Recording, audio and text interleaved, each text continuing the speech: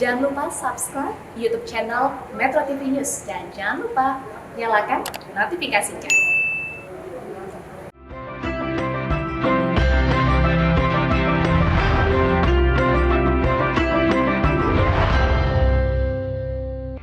Pemerintah Kota Jakarta Pusat bersama Balai Besar POM DKI Jakarta menemukan berbagai makanan takjil yang mengandung formalin serta zat perwarna tekstil rodamin B yang dijual di Pasar Bendungan Hilir, Jakarta Pusat.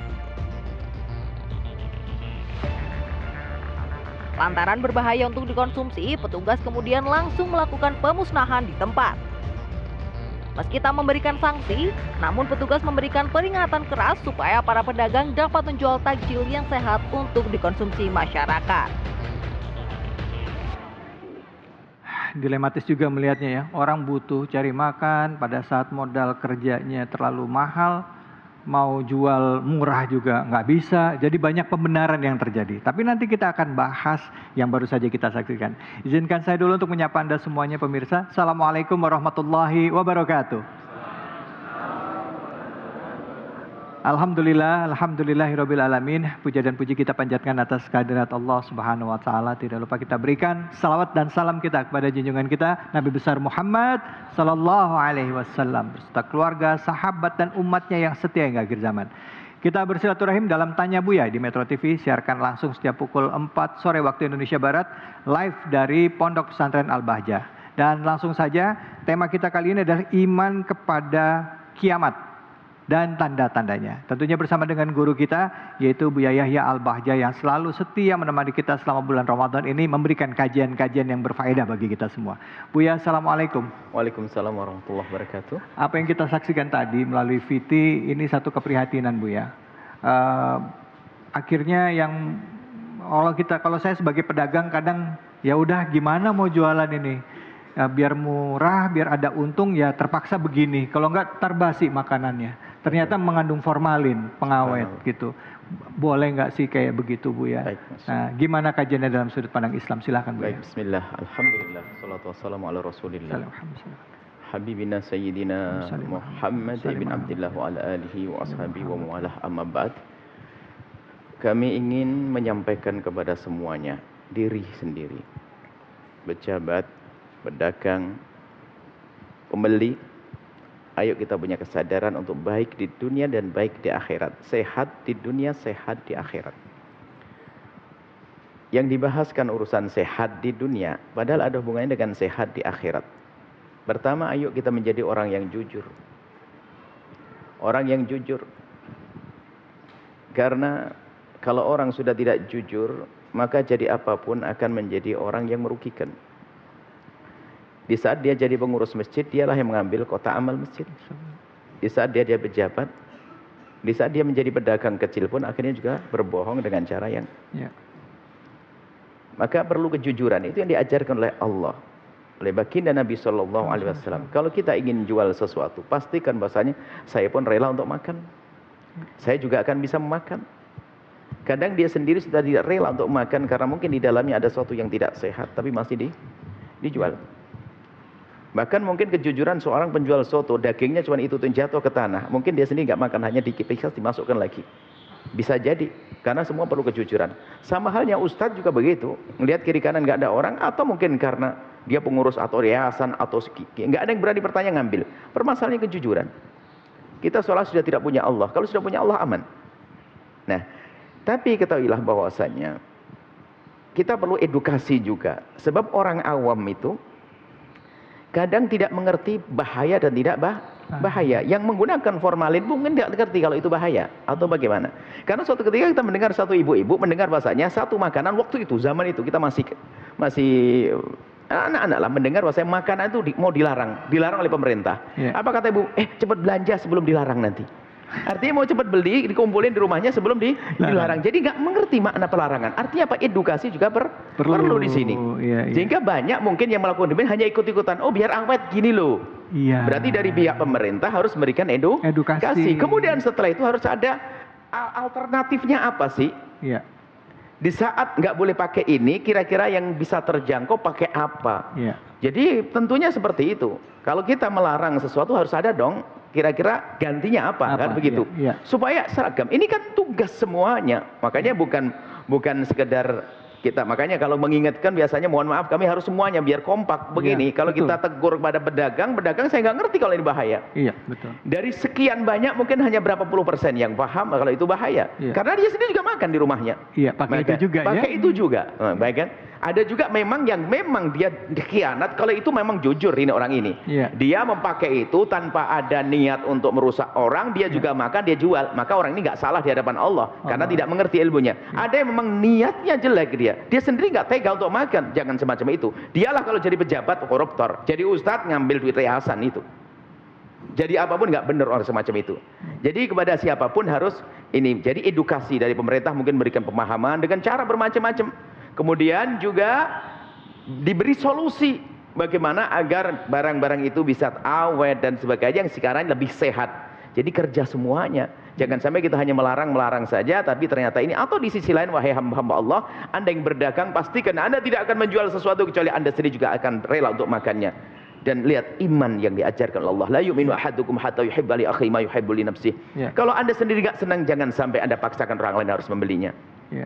Kejujuran ini, itu kalau orang gak jujur, lihat, bakal jadi pembohong dalam apapun, dan itu merugikan umat, merugikan bangsa ini. Siapapun ustadz akan khianat. Sehingga kalau ada pemalsu hadis ya modelnya begitu. Jadi semuanya karena tidak jujur. Makanya dalam urusan hadis kan dusta itu paling bahaya. Paling bahaya, iya. Dusta itu macam-macam. Nanti dalam dunia macam-macam. Dalam dunia keustatan ya macam-macam dusta. Punya macam-macam, mulai makomat, macam-macam pokoknya. Kuncinya satu, sudah ada dusta di dalam hatinya. Tidak takut kepada Allah, seolah-olah tidak melihatnya. Makanya makom yang paling tinggi yang didapat nanti sebetulnya silsilah yang kita kaji setelah ini sebetulnya ada rukun-rukun agama, pilar-pilar agama. Yang terakhir adalah ihsan, anta'budallah ka'annaka tarahu fa illam takun tarahu fa innahu yarak. Bagaimana kita merasa selalu dilihat oleh Allah. Ya Allah. Biarpun di kamar sendiri kita tidak akan melakukan kalau itu dilarang oleh Allah. Kalau kita pernah kepleset, kita segera istighfar. Maka semuanya ayo. Dari pihak siapapun yang pernah melakukan salah, mungkin kita pernah menjual sesuatu yang tidak pantas untuk dimakan, maka ayo istighfar dan berjanji esok hari. Karena apa? Kita juga punya anak. Jangan sampai naudzubillah, Allah Maha Kuasa loh ya memindahkan penyakit. Karena kita tidak peduli dengan anaknya orang, Allah akan pindahkan penyakit ke anak kita. Jujur, ayo jujur kepada Allah. Dan semua, kalau Anda jalani berdagang dengan capek jerih payah Anda, dagang Anda akan jadi ibadah. Dan rizki yang Anda dapat adalah rizki yang menghantarkan ke surga. Ayo, Masya Allah. jujur saya, Masya Allah. Baik, ini Bu ya. saya. Baik, alhamdulillah. Terima kasih banyak Bu ya. Kita akan lanjutkan lagi. Allah Subhanahu Wa Taala di dalam salah satu hadis qudsi pernah mengatakan bahwa setiap amalan anak Adam itu untuk dirinya, tetapi puasalah untukku. Dan ini dalam rangka untuk melatih kejujuran ya Bu ya. Kita akan lanjutkan lagi bahasan kita tentunya hanya di sini. Ditanya Buya bersama dengan Buya Yahya Al-Bajah di Metro TV.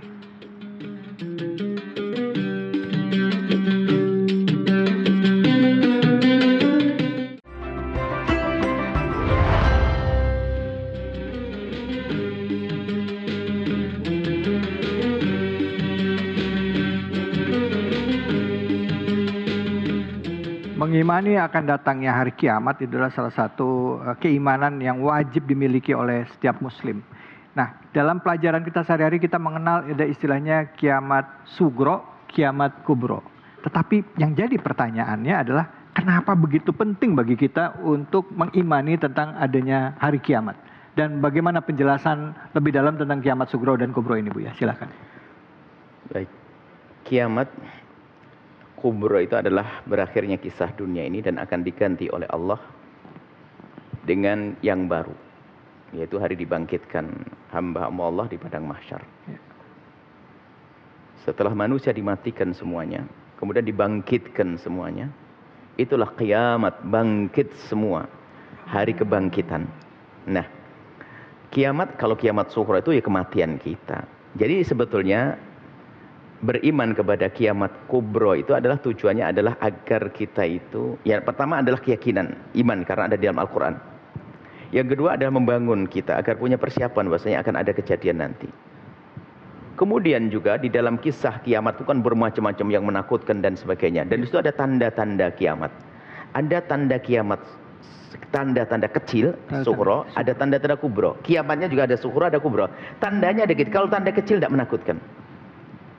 Di saat berlomba-lomba orang untuk membuat bangunan, Banyaknya orang durhaka ke orang tua. Itu adalah tanda kiamat Itu tanda sughra. Artinya orang dengar itu tidak takut. Tapi kalau sudah kiamat kubra, tanda-tanda kiamat kubra, tanda-tanda kiamatnya yang tanda-tanda besar kiamat, maka orang lihat tanda langsung langsung beriman. Matahari terbit dari barat, ayo. Gimana? Langsung beriman, tapi iman sudah tidak diterima lagi saat itu. Berimannya orang hari itu sudah tidak diterima lagi. Maka nanti ada kiamat kubra, kiamat tanda-tanda kubra, yaitu maka mengimani tanda-tanda kiamat itu sebatas kita iman. Dan insya Allah yang serem-serem kita tidak akan menemui. Kita nggak akan menemui, Bu ya?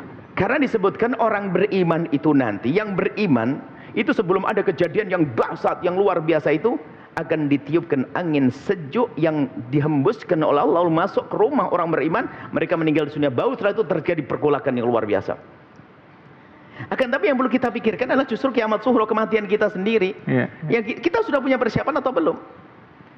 Dan nanti ada memang kita akan, memang hamba Allah akan menemukan Dajjal, akan menemukan Mahdi, khilaf tentang Mahdi, kemudian Imam Mahdi, kemudian juga tentang matahari terbit dari barat dan seterusnya. Itu ada beberapa yang kita sebutkan dalam kitab ini. Nah, tapi tanda-tanda kiamat besar, Bu ya? Yang tanda-tanda besar kiamat. Oh, tanda-tanda besar kiamat. Tanda-tanda besar kiamat besar. Tanda-tanda besar kiamat besar. Ada tanda-tanda kecil. Kalau tanda kecil justru disebutkan dalam hadis Jibril itu sendiri tentang asratus sa'ah, tanda kiamat itu apa, disebutkan tentang orang berlomba-lomba dan sebagainya. Tapi orang tidak takut dengan itu semuanya.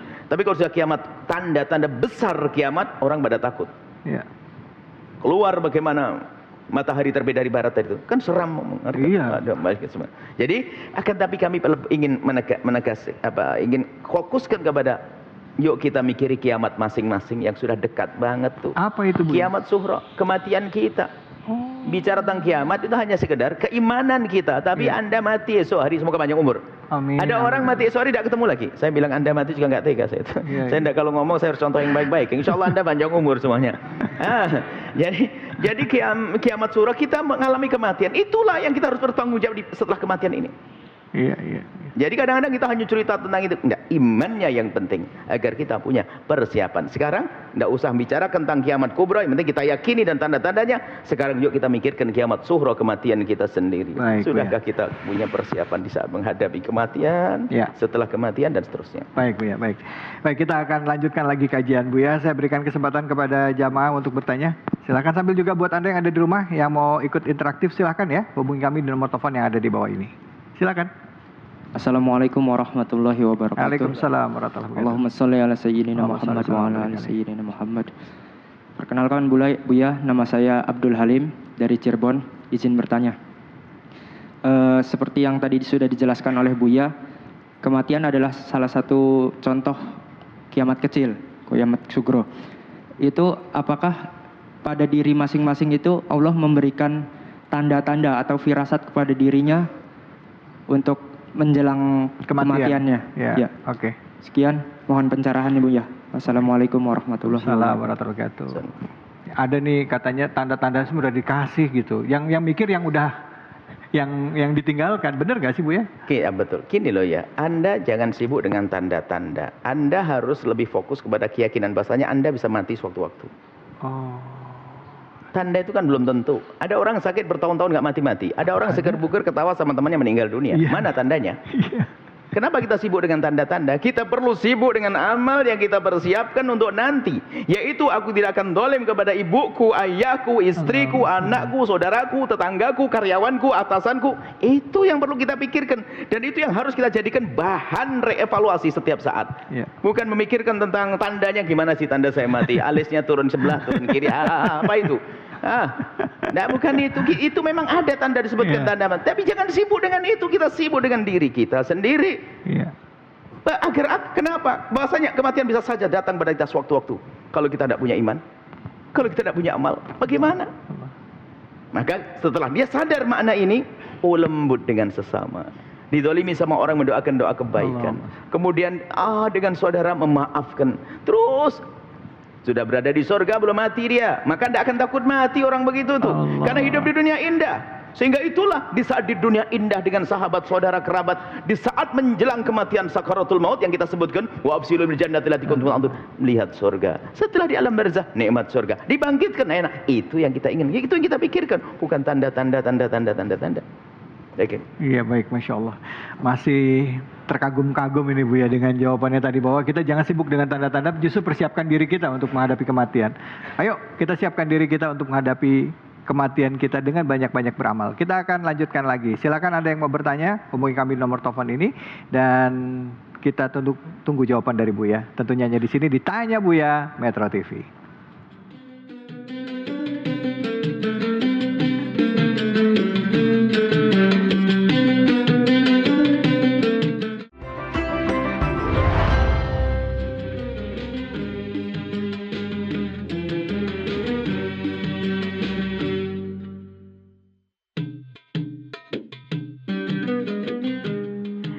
Di dalam kitab Samiyat ini, pemirsa, banyak dijelaskan tentang tanda-tanda besar kiamat. Di antaranya ada keluarnya Dajjal, turunnya Nabi Isa, keluarnya Ya'juj dan Ma'juj, hadirnya Imam Mahdi, hilangnya mushaf Al-Quran, penghancuran Ka'bah, munculnya Dabbah, terbitnya matahari dari barat, keluarnya Dukhon, terjadinya 3 gerhana, dan keluarnya api dari arah Yaman. Ini baru tanda-tandanya dari akan datangnya kiamat kubro ya Bu ya. Tanda-tanda besarnya ya Bu ya.